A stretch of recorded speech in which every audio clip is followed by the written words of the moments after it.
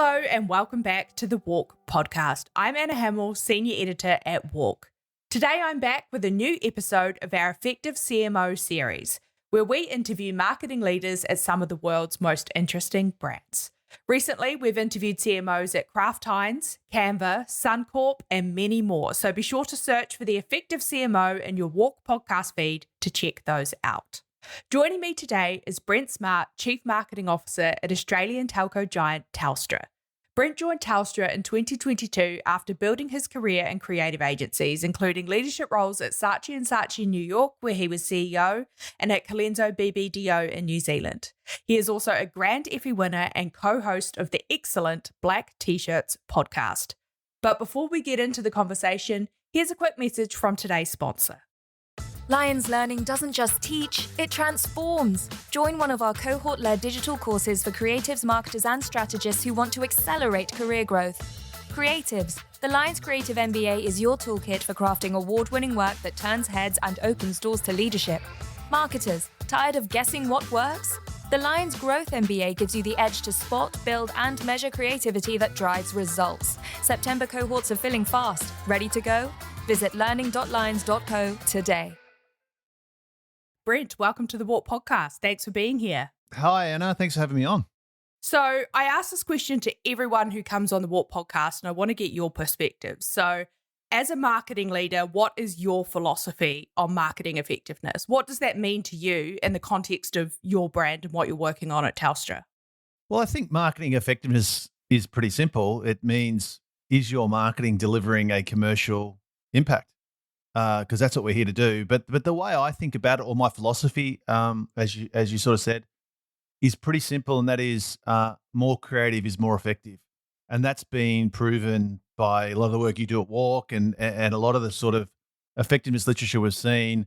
More creative will deliver more growth. It will deliver more profit. You'll be able to avoid the cost of dull, and basically, I think the smartest commercial decision you can make, the smartest decision you can make if you want to be more effective is to be more creative. That's really interesting because, of course, as a telco brand, you are in a highly competitive category, and a lot of the services that telcos offer are pretty much the same, right? It's increasingly commoditized, that category. How do you approach differentiating Telstra and its offer from the myriad of other options in the market? We're lucky at Telstra because we have a great starting point, which is we have a better network. So we do have a rational point of difference. But as you say, that for most people, it's kind of hard to understand, and they don't spend a lot of time thinking about their mobile network. So we try to get beyond just the rational differentiation, and we really think our brand can be a really powerful differentiator. And we go even further than that. I think about craft as a differentiator. So I think that people can really tell the difference when things are crafted beautifully. We are a premium brand. We cost a bit more, so I think our stuff should feel special and more cared for and more designed. And I really think that craft, especially in the world we're heading into, where there's just going to be so much AI content, I think craft can become a really powerful differentiator for brands. So we think a lot about that, and we think it gives our brand real distinctiveness in the market and in our category. That's really interesting. Obviously, as a huge brand, you've got near universal brand recognition in Australia. Is that an advantage when it comes to differentiating yourself versus some of the smaller or startup brands that are disrupting the category? Or is it more of a hurdle because you will already have an existing brand reputation in the market? Well, it cuts both ways. So as you say, there is definitely a large group of people who have already made their mind up about Telstra. And you see that in our reputation, where our reputation isn't as high as we'd like it to be. We've done a lot of work at Telstra improving our customer service. We've got record high NPS. We're doing a really good job and all that. But of course, only your customers feel that. Non-customers don't. And that's where our reputational challenges lie. So if you think about having super high recognition and a whole bunch of people who know the brand and have made their mind up about the brand, you need to work harder to drive reappraisal. So if we just turned up the same way all the time, people knew it was Telstra instantly, it'd be very hard for us to drive reappraisal and to get people to really sort of think differently about us. So a big part of the job is driving reappraisal with those non-customers who don't rate us as highly on reputation. But the advantage is, unlike a lot of small brands that don't have such big awareness, I don't need to be as slavish around some of the distinctive assets and some of the branding elements because people, as soon as I put the Telstra logo up, people instantly know it's us. That said, that doesn't mean we're sort of slack with distinctive assets. We think a lot about it, but we think about it less in a slavish consistency way. We think about it more in how do we create a distinctive brand voice? How do we have coherence in how we execute? But we don't really try and be too slavish with our consistency because, as I said, we don't have to work as hard for that brand recognition as other brands do. That's really interesting. I mean, I guess most people probably don't think about their telco provider that much until the bill comes in and then they think, how much am I paying for broadband? I mean, in a market as well where your products are, I guess, universally used, I guess you're probably thinking about getting customers to switch to Telstra, right? As opposed to an entirely new broadband customer who's never experienced that technology before.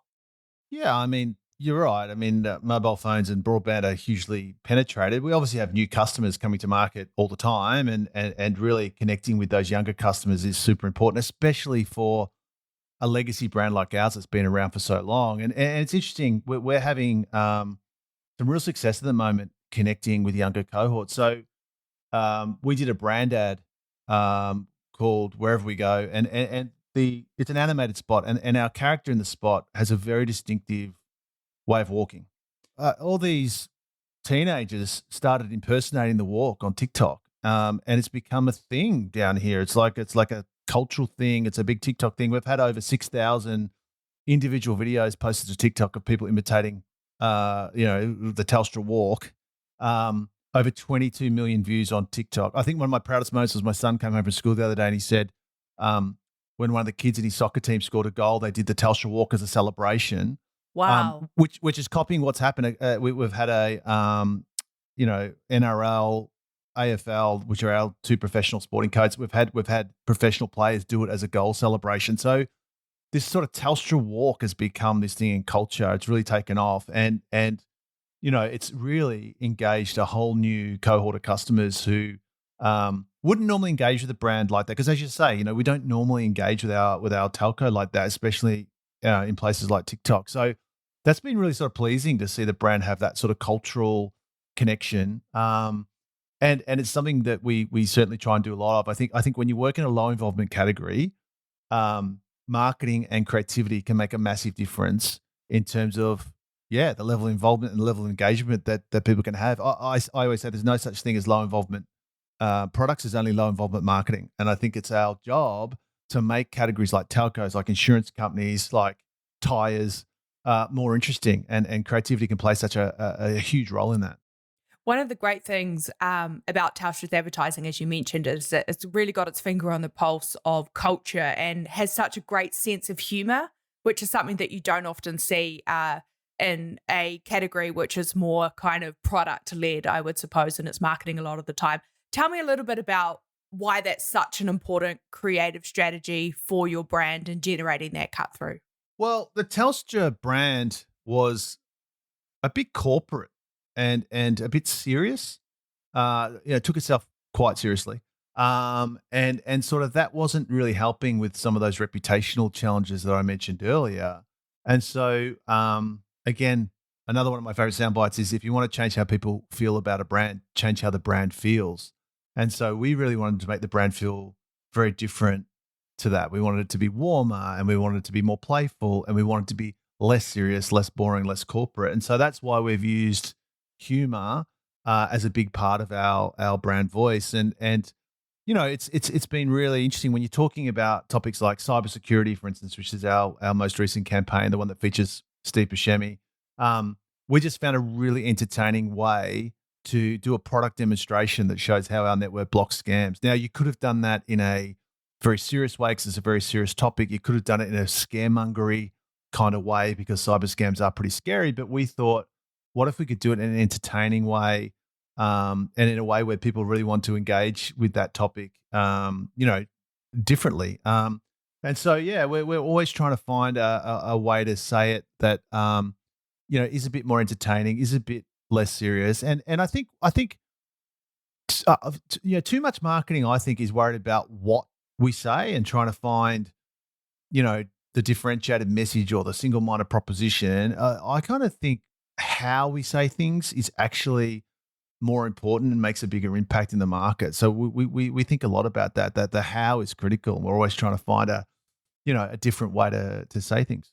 Because you're ultimately competing in the attention economy, aren't you? And so you need to be competing in these 100%. spaces. Yeah, that makes a lot of sense. I want to talk to you a little bit about how you're implementing effectiveness principles. You mentioned the cost of dull earlier, and I know that this is something that you're really big on as a CMO, is really leaning into this stuff. So something you've talked about a lot is your belief really in core marketing effectiveness principles. So it's Burnett and Field's 60-40 principle, James Herman, friend of the show, WARC columnist, his concept of future demand. Are there any real world examples of how this thinking has worked for you at Telstra? Yeah, and I'd add WARC to that. I absolutely loved the piece you guys did recently around brand being a multiplier for performance. That's something I believe very passionately in, and that's what we're really proving, at Telstra. So yeah, well, look, when I arrived at Telstra, as you said earlier, it's an incredibly competitive category. It's a very retail category. You got device launches, you got offers, you've just got sort of a lot of very short term performance stuff happening all the time. We call it trading at Telstra, and we have an incredibly well developed trading muscle. Like, we're unbelievable at our retail execution, our channel execution. We're really, really good at that.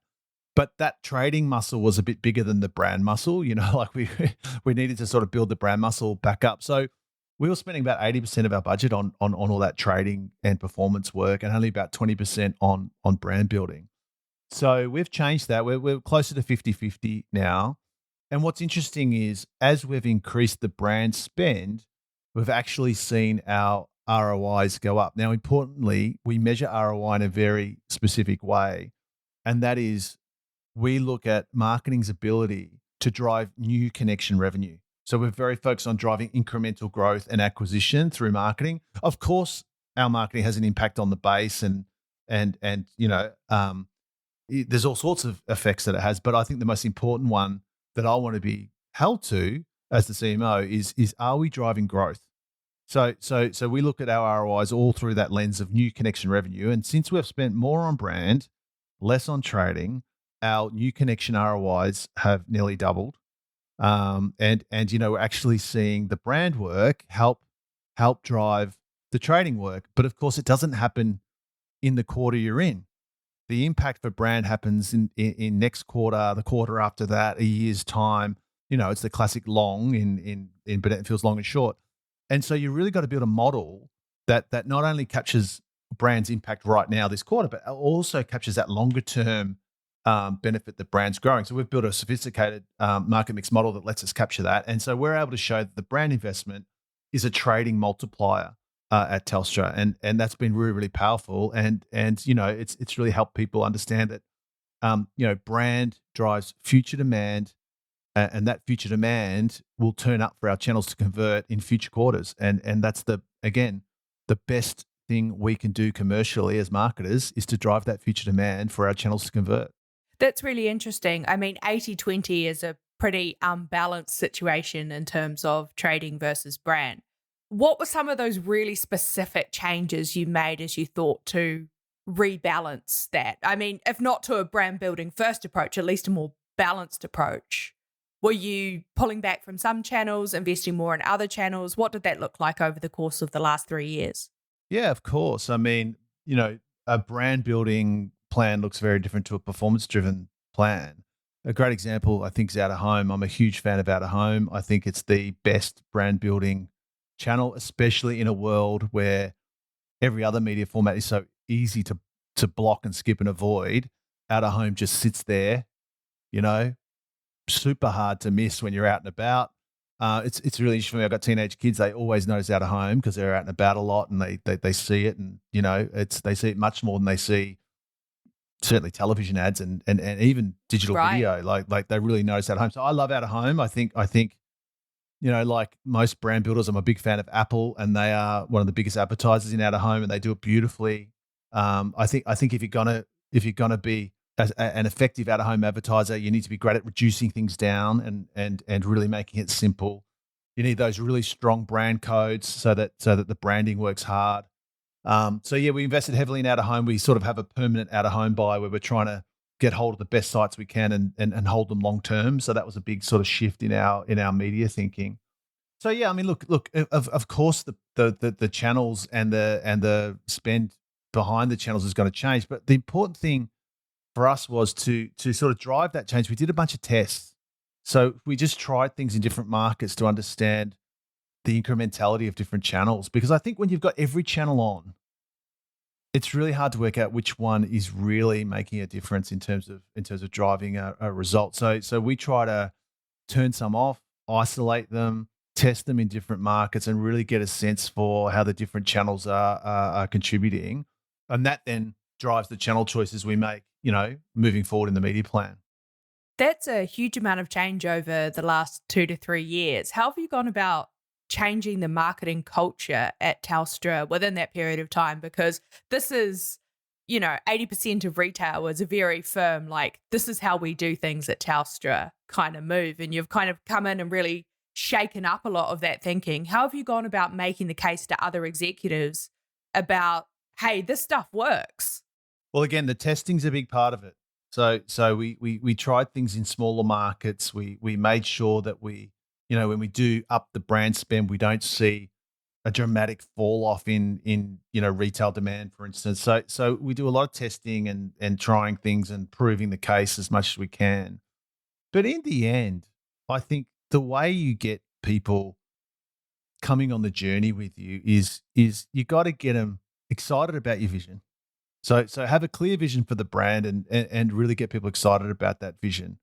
And then when you start making a different type of work that doesn't just do a very specific short-term job, but work that actually makes you feel really good about working for the brand, work that gets get people's friends talking about the brand, like, it creates this fantastic momentum within the organization where people start getting really excited about the next thing we're going to do, and they really want to lean into what's happening with the brand. So I think if you're really passionate about the brand, if you have big ambitions for the brand and you get people excited about that and bring them along the journey, then I think what happens pretty quickly is you build support for what you're doing, and people really engage with what you're doing. But the important thing is you got to bring them along the journey, and you got to share things, I think, early and share things when they're pretty raw, and you got to sort of be willing to, listen to people's opinions, and there's no sort of protecting the work until the last minute and then having some big reveal. I think that's the worst way you can build support for an idea.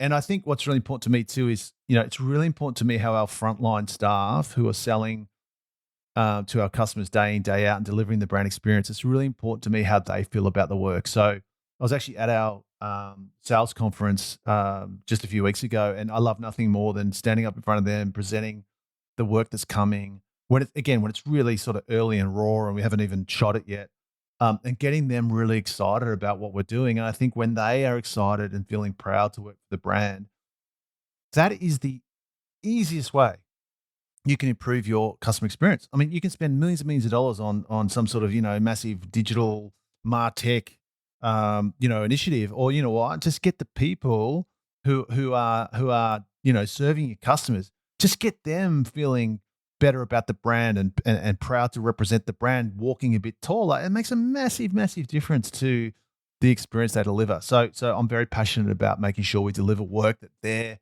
excited about and, love being a part of.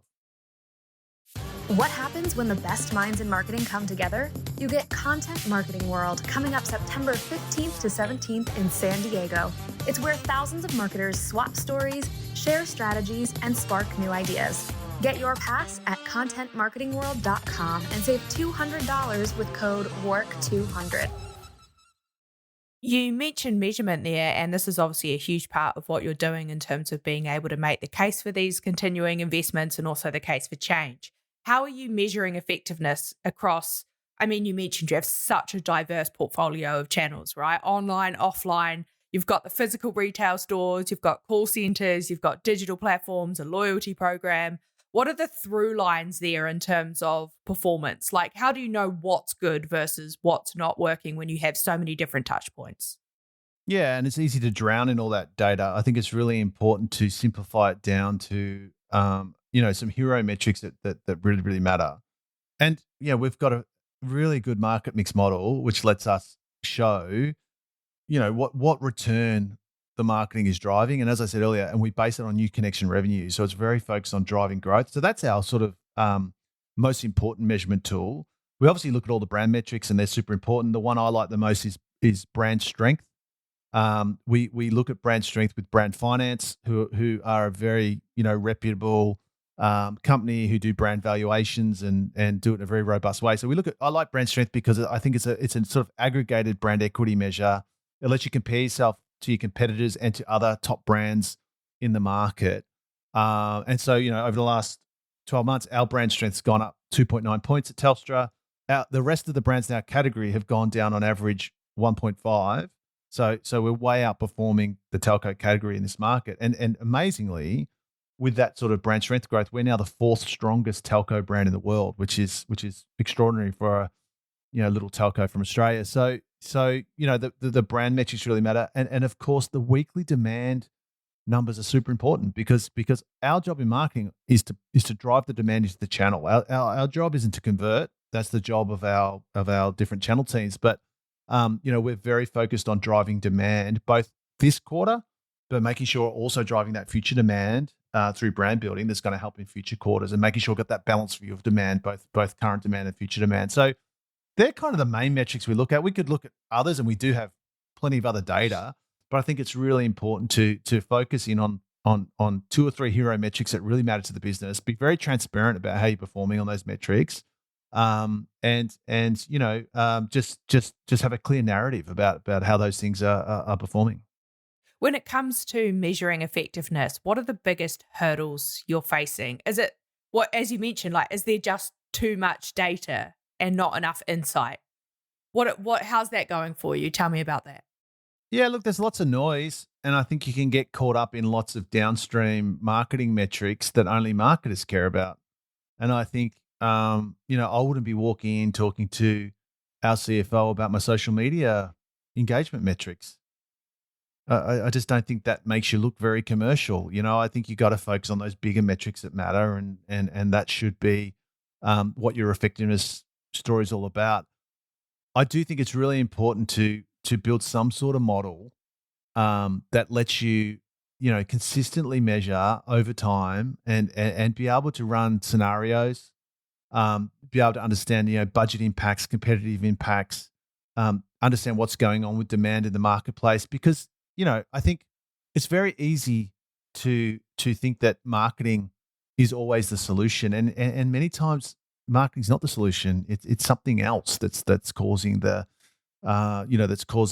challenge with the numbers. So I think just having real clarity about what marketing can drive and how marketing is performing against those key drivers, for me, that's the key. So yeah, look, it's not easy, but I think if you're disciplined about it and you stay focused on the right metrics, you can really tell a clear story about how marketing is contributing commercial value.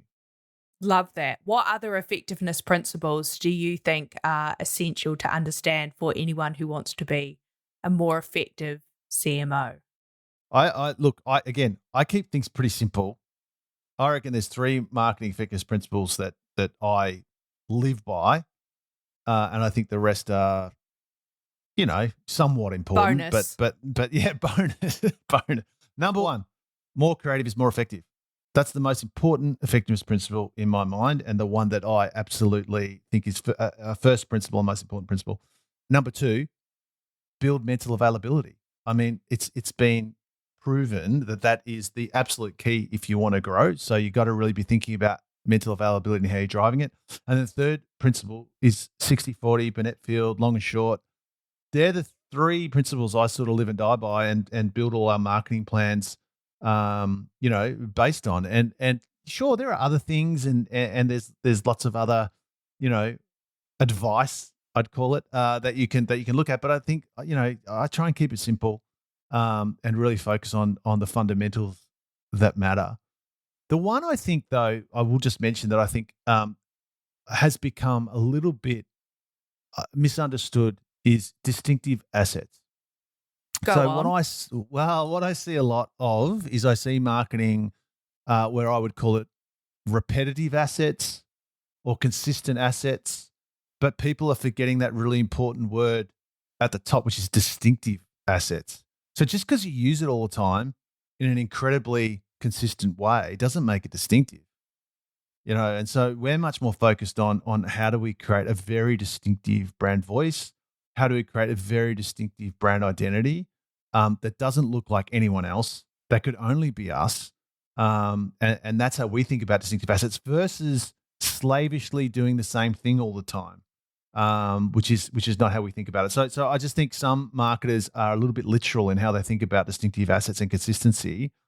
And because of that, I think they're trading off entertainment, they're trading off intrigue, they're trading off surprise, which I think are really important things you need in a world of too much content to get people's attention. Totally. I want to dip a little bit into your agency background for listeners who are less familiar with you. Can you just explain, your life as an agency guy before you went brand, and then we can jump into my next question. Confessions of an ad man. Yeah. So 20 years in advertising and had a wonderful time. Really glad I grew up in advertising. I think it gave me all the sort of skills and mindset that make me certainly make me a creatively focused CMO. So yeah, look, grew up in the ad business. The sort of two real seminal experiences for me were I moved to New Zealand, your home country, Anna, and spent time at a wonderful agency called Colenso, which is the most creative place I've ever worked, and was just a wonderful experience. And then I moved over to the States and ended up as CEO of Saatchi & Saatchi New York, where I got to work on some of the biggest brands in America, Cheerios, Tide, Walmart, and that was an incredible experience to work on, work with that kind of scale, doing things like Super Bowl spots and it was incredible. So and in a way, two sort of ends of the spectrum, New Zealand where the budgets are smaller and you've got to be really resourceful and really creative and, find ways to do things, which I think is excellent training. And then America, which is the exact opposite, where you've got, huge budgets and a lot of which are wasted, by the way. But I think I'm so glad I had both those experiences, and they were incredibly influential in my career. What have you applied from your experience running ad agencies to your life at Telstra? Do you think about your client agency relationships in different ways? Have those been informed by your own agency experiences? Yeah, and I think the reason I wanted to become a CMO is because I got sick of handing over ideas to marketers and they were either ill-equipped or didn't care enough to get those ideas through their organization. And it made me think, well, what if I could be on the other side of the table, and what if I could actually get my hands around those ideas? Could I use all the sort of skills I've learned in many years of agencies to influence and protect ideas within the organization? I think that influencing piece, that's the bit I really learned, I think, in agencies. Look, in agencies, you never have the decision rights. You never have the budget.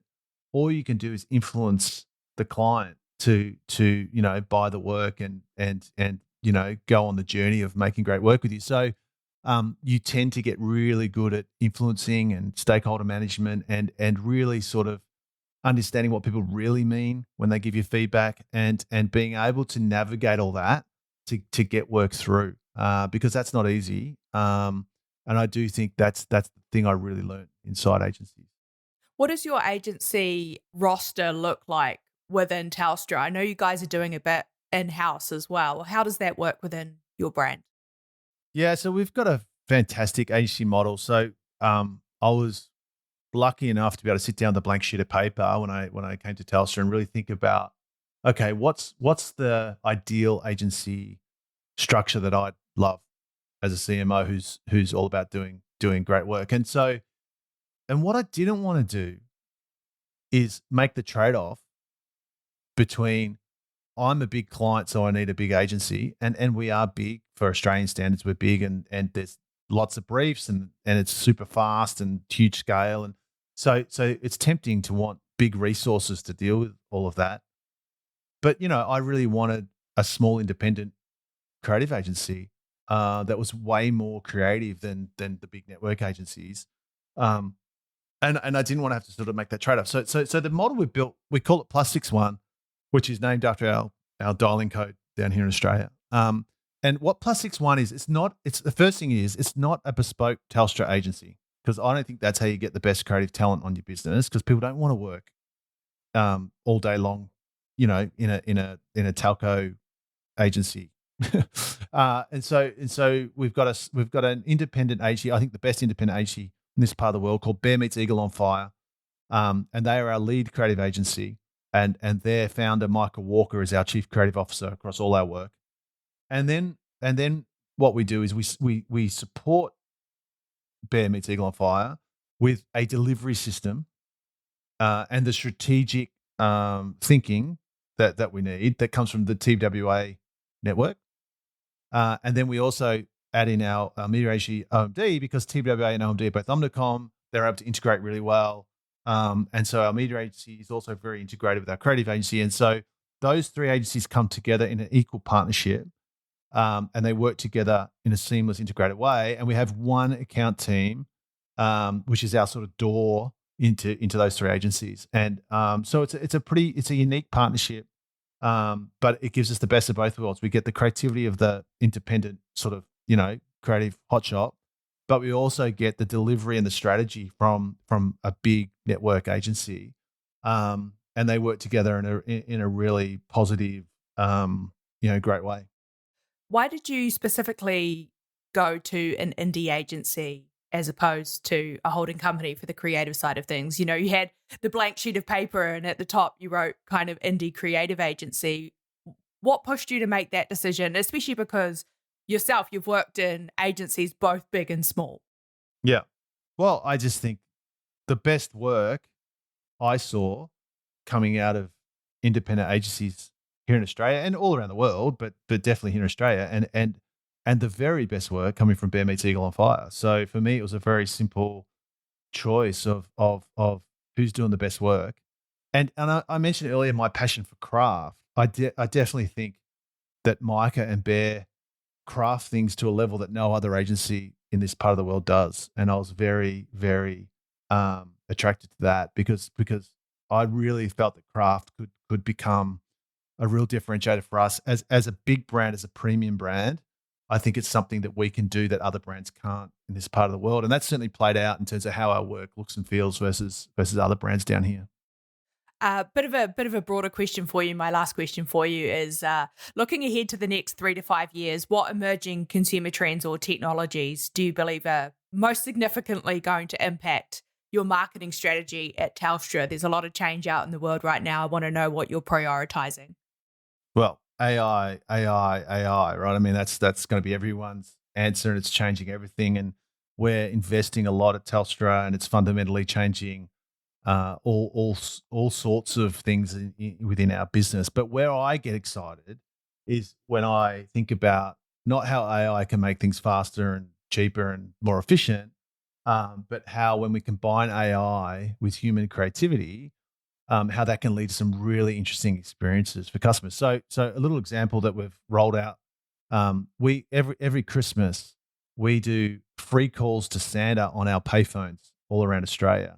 And it's become this incredible Christmas ritual where kids just sort of can't wait till that experience opens up on our payphones, and they queue up, and we had 800,000 calls to Santa last Christmas. I think I remember doing that. Did you? Growing up. That small New Zealand telco, call Santa at Christmas time. There you go. Yeah, something to really enjoy. Yeah, and the thing that we managed to do is, it used to be a recorded message. We turned it into an AI experience, and so kids think they're actually talking real time to Santa Claus. It's sort of magical and really cool. So that's one example where we've used AI in a really sort of creative way, and it's really added to an experience. And so I'm really excited to explore other opportunities like that where it's not just about quicker, cheaper, faster. It's actually about, how can AI create a whole new experience that feels magical and really, really adds value to our customers. I think that's super exciting for a company like us. Love that. Well, that's all we have time for on the WARC podcast today. Thank you, Brent, for joining us and navigating the time zones. Yes, pleasure. Thanks for having me. It's been fun.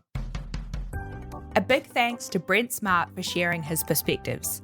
If you've enjoyed today's conversation, you know the drill by now. Follow us on your favourite platform and give us a rating. In coming weeks on the WARC podcast, we'll be talking about festive season marketing, ad spend forecasts, and, of course, our annual Future of Strategy series.